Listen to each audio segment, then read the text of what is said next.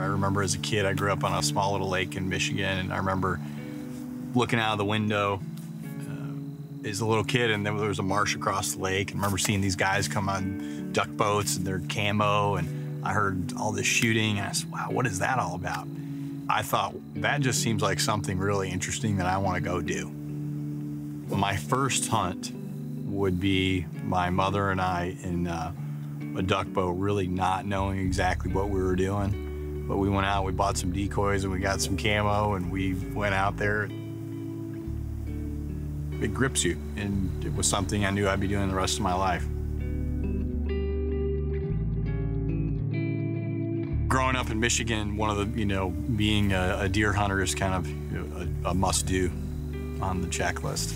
Learning how to deer hunt was just something that you did. At school, you knew when deer season was coming along because half of the kids weren't in school.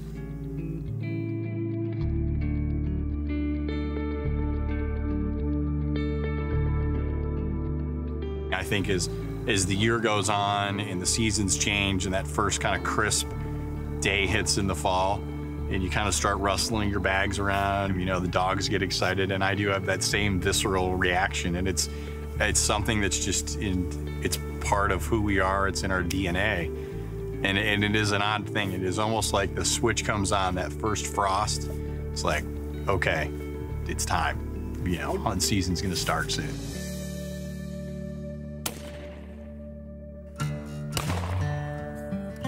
I think that we are seeing this somewhat of a new phenomenon where you see, people in their early 20s, 30s, even 40s, getting interested in hunting, and I would, jump up and down and encourage them to do it and actually get out and get dirty.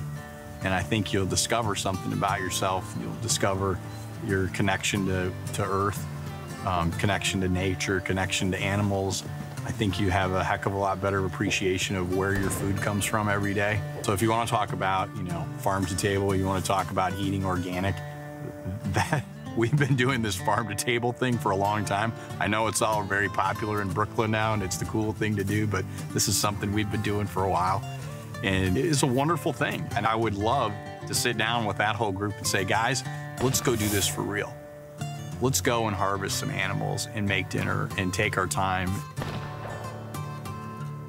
I know in our family, when we're taking the time to prepare some of the game that we killed recently, that we kind of slow down a little bit.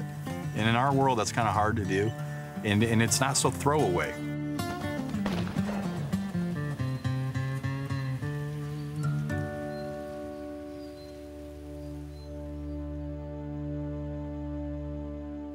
Hunting teaches you a number of things, whether it's self-reliance, whether it's conservation, whether it's being able to take care of yourself, frankly, in the absence of a supermarket, which is a pretty remarkable thing.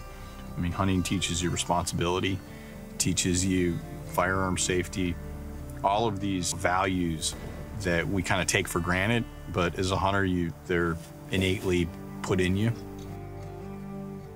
There is a code to hunting. It takes a lot of work to be a successful hunter. It's not easy. It takes a lot to do it right.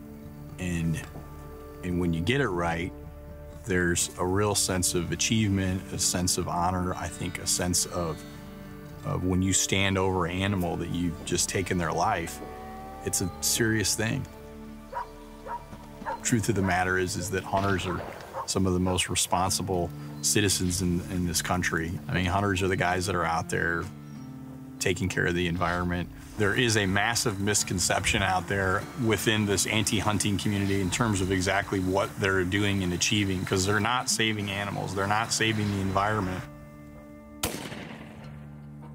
I think if many people really understood what the PETAs of the world, what HSUS stood for, Wayne Pacelli, Peter Singer, that whole crowd, I think they'd be pretty shocked. And I think they'd find that what at the core of their mission that, what Peter Singer wrote in his book, Animal Liberation, is it's about having a lot less of you and I, and animals end up with the same rights as human beings, which is absurd in its basis. We are in the middle of a war, and we all need to work together now to fight this group of people that don't believe in our way of life. The anti-hunting crowd is financed to the tune of over $1 billion a year. It's a lot of money, whether it's HSUS or PETA, Animal Liberation Front. This is a very organized group of people. It's like you're dealing with Al-Qaeda. These are groups that are in this for the long haul.